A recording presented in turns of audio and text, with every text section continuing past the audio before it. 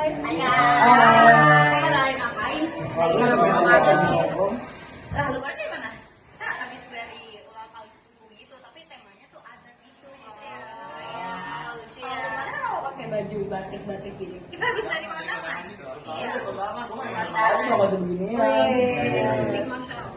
Nah, balik Away, iya. gue baru ingat besok kita ada ujian. Sejarah. Serius? Sejarah. Sejarah internasional gitu. Tentang revolusi Indonesia. Aduh, Pasti gue belum belajar lagi. Panjang banget sih tuh materinya. A few moments later. Kasih makan dulu nih. Si siapa? Oh iya, di sini kalian ada yang tahu nggak tujuan sama latar belakang kenapa bisa terjadinya revolusi di Prancis? Itu kan itu kan udah dijelasin sama Miss Ayu. Ada 7. Jadi yang pertama, berkembangnya paham rasionalisme dan Aufklärung atau pencerahan. Nah, jadi masyarakat Prancis tuh mulai berpikir kritis gitu. Mereka tuh mulai namanya menolak tahayul, terus juga mereka tuh mulai terbuka gitu pikirannya. Jadi mereka tuh pengen kebebasan dan hak mereka terpenuhi gitu. Terus yang kedua tuh berkembangnya paham romantisme. Jadi mereka tuh kayak di Indonesia sih. Dulu kan kita dijajah. Terus habis itu daerah-daerah tuh mulai jadi satu kan karena ada rasa senasib. Nah, romantisme ini tuh mirip kayak gini. Mereka tuh mulai menemukan rasa semangat, nasionalisme, kebebasan dan akhirnya mereka melawan tirani yang telah menyiksa mereka selama bertahun-tahun. Nah, terus yang ketiga, kan pas itu pernah tuh terjadi revolusi Amerika pas tahun 1776. Nah, revolusi Amerika ini tuh kabarnya tuh nyampe Prancis. Nah, masyarakat Prancis ini tuh mulai terinspirasi dari mereka kayak, wah, mereka bisa gulingin pemerintah, masa kita nggak bisa? Nah, akhirnya mereka tersupport gitulah. Mereka akhirnya menggulingin pemerintahan monarki mereka juga. Nah, terus ada ketidakadilan dalam sistem feodalisme.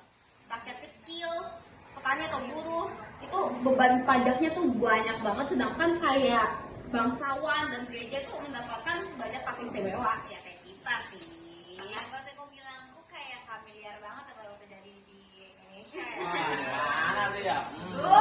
Saroni. Waduh, aku juga mesti gini. Nah, terus yang kelima, pemerintahan Prancis yang buruk. Jadi raja sama pejabat tuh hidup mewah kayak yang di gedung sana, gajinya 1 juta. Sedangkan kita masyarakat miskin ya tetap miskin. Mereka di sana korupsi, hidup mewah. Iya, kosan ekonomi kita. Terus adanya kekuasaan atau vacuum of power. Jadi kalau nggak salah itu setelah mereka gulingin pemerintah, jadi legitimasinya raja, kayak kekuasaannya raja tuh berkurang dan akhirnya kekuasaannya tuh goyah gitu. Nah, terus yang ketujuh yang paling terakhir lah nih, kekosongan kas negara. Negaranya jadi miskin. Jadi mereka tuh jadi krisis keuangan kayak kita tahun 98 itu. Itu benar-benar kosong rasanya. Ya nggak kosong-kosong banget sih. Cuman kayak Sisa 500 perak. iya, sisa 500 perak mungkin. Terus ini tuh disebabkan karena ya tadi pejabat-pejabatnya, raja-rajanya tuh pada hidup mewah gitu, kayak yang di sana itu. Jadi gara-gara gaya hidup mereka gitu. Iya. Gara-gara kalau zaman sekarang gara-gara main padel ya kalau Iya, 19 juta lapangan padel. Nah, tadi juga nanya tentang tujuan. Iya. Nah, tujuannya tuh ada 3. Yang pertama menghapuskan feodalisme dan ketidakadilan sosial. Terus yang kedua mewujudkan kebebasan, persamaan dan persaudaraan. Itu tuh bahasa Prancisnya tuh liberté, égalité dan fraternité. Dan yang terakhir tuh menggulingkan monarki absolut dan membangun pemerintahan yang lebih baik. Jadi kalau misalnya kan pas itu kita di VOC tuh juga belajar kan kenapa VOC runtuh.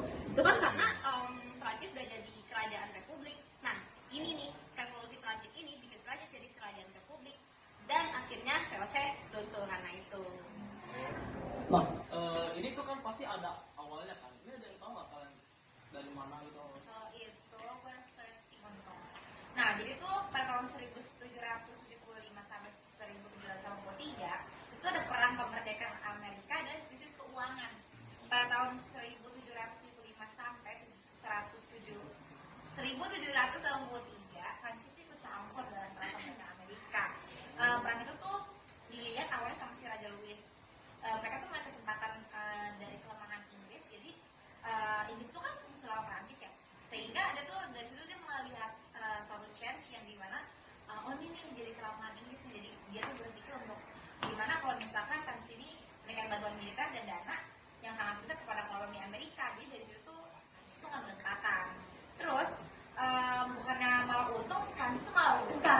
tersebut. Utang negara Prancis itu jadi numpuk, sementara rakyat ya itu ditekan pajaknya, mereka tutup kalau misalnya miskin tetap miskin. Terus tapi kaum bangsawan itu tuh kaum bangsawan mereka tetap hidup enak dan gereja-gereja itu tetap bebas pajak. Sedangkan semua beban yang negara istilahnya negara Prancis lah ya, Prancis miliki itu semua itu jatuh ke rakyat-rakyat kelas bawah istilahnya gitu. Terus situasi ini akhirnya menimbulkan ketidakpuasan yang mendalam dong pastinya kan, gara-gara kayak siapa sih yang terima gitu. Dan gitu terjadinya krisis pajak itu, mereka juga panennya menurun pada saat itu, mereka jadi buruk, mereka ya ini mirip-mirip kayak Indonesia waktu itu lah. Terus habis itu krisis keuangan ini yang akhirnya tuh jadi salah satu pemicu utama revolusi Prancis. Nah, itu ada lanjutannya lagi tuh. Itu tuh ada pada 5 Mei 1789. Itu tuh sidang 3 golongan bahasa Indonesia. Aku lupa deh bahasanya apa. Kayak sebenarnya kalau bahasa Inggris kayak etas, generals gitu. Itu bahasa Prancisnya. Jadi itu pada 5 Mei 1789. Itu artinya apa itu? Itu artinya itu sidang 3 golongan. Ya, makanya itu dari itu. Kalau gue nggak ngerti bahasa Prancis gimana bacanya. Generals. Sebuah sidang perwakilan dari 3 golongan, yaitu bangsawan, rohaniwan, dan rakyat biasa. Itu makanya disebut golongan ketiga. Tujuan awal sidang mereka ini yang mereka lakukan itu untuk membicarakan solusi dari krisis keuangan dan krisis pangan yang terjadi. Terus namun ternyata rakyat semakin sadar bahwa sistem ini nggak adil gitu. Jadi kayak mereka tadinya dibutakan sama sistem ini yang dibuat sama para pemimpin Prancis istilahnya kayak gitu. Nah, akhirnya rakyat tersadar kalau misalkan di sistem ini nggak benar nih. Akhirnya ya itu mereka tuh membuat membicarakan solusi ini. Terus cuman ya bangsawan dan rohanian itu selalu menang suara. Sementara rakyat itu jumlahnya mereka tuh banyak, tapi mereka tuh nggak bisa untuk menyuarakan suara mereka. Mereka tuh tidak punya pengaruh yang besar, tidak mempunyai pengaruh yang cukup besar untuk menyuarakan suara mereka gitu. Terus berikutnya tuh ada tokoh penting juga pada saat terjadinya krisis ini. Itu namanya Emmanuel Joseph Sieyès dan Mirabeau. Nah, itu One eternity later. Nah terus habis lanjut di tahun itu ada lagi. yang itu Nah, gue kalau nggak salah pernah kirim ke lu dasar. Gue pernah search itu. Ada nggak? Oh ini bukan. Oh ini. Nah, terus pada tahun 1792 itu, tepatnya pada tanggal 21 September itu, monarki itu dihapus dan Prancis diproklamasikan sebagai republik. Oh.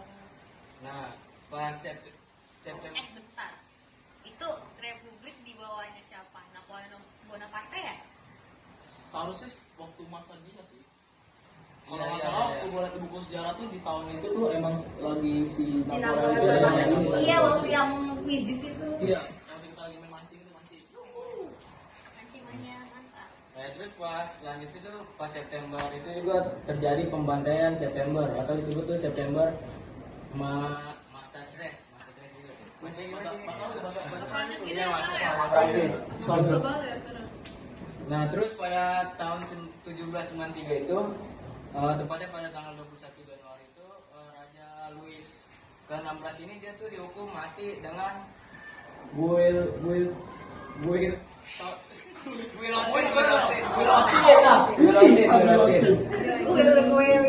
Nah, terus lanjut itu pada Februari 1793 itu perang ini semakin meluas. Terus si Prancis ini melawan koalisi negara-negara Eropa seperti Austria, Rusia, Inggris, dan Spanyol.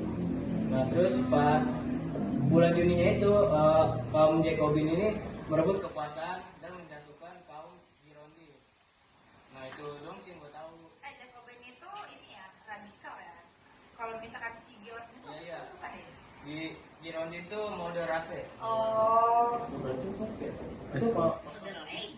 Ya, moderate. Gue kira tadi itu bahasa Prancis. bukan ya, 16 Oktober itu juga ada ya? 16 Oktober. Oh iya, itu juga ada. Nah, Ada pas ratu itu dia. Iya, Ratu Mary. oh iya, gue baru ingat dia itu Ratu Mary Antoinette. Antoinette dia dieksekusi. Nah, terus pas itu juga mulai diberlakukan masa teror atau disebut Reign of Terror di bawah Robespierre.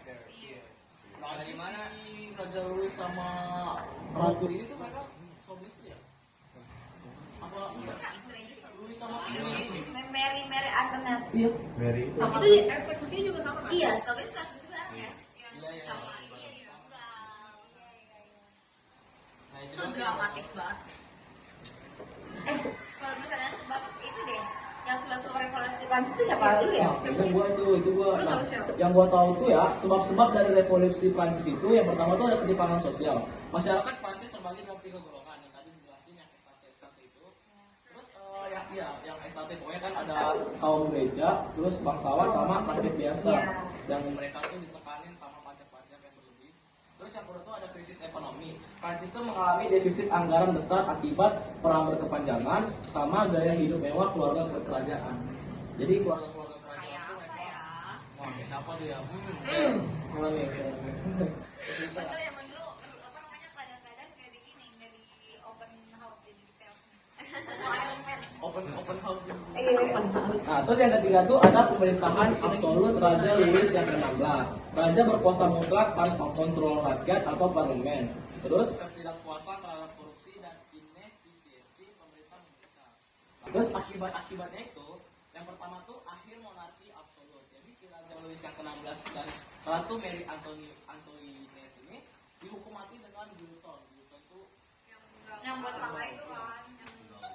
nah, monarki ini digantikan dengan bentuk pemerintahan republik. Terus yang kedua, munculnya pemerintahan baru. Dibentuk majelis nasional yang kayak tadi yang kayak DPR, terus konvensi nasional, hingga komite keamanan publik di bawah Robespierre yang tadi.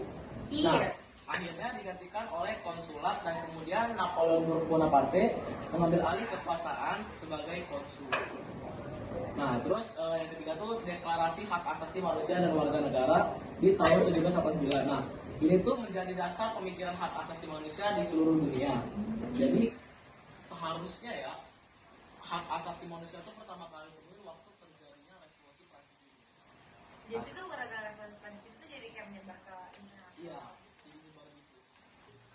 By the way, kalau nggak salah tuh tadi pas di materinya Seven kan ada tentang eksekusinya Mary sama Louis ya. Iya. Gue punya drama singkat buatan sutradara terkenal gitu. Kebetulan ondel. Itu bajakan apa gimana tuh?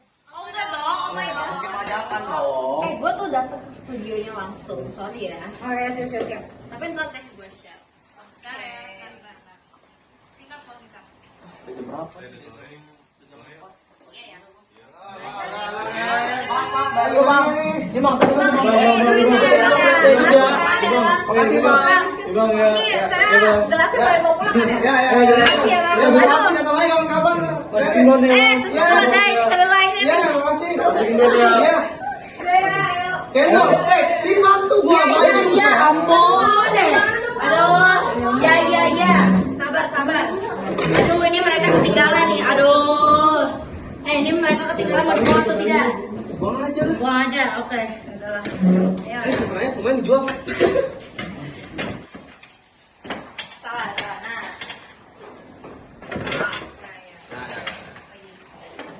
Ya. Tutup ya, gua tutup ya. Ya, boleh.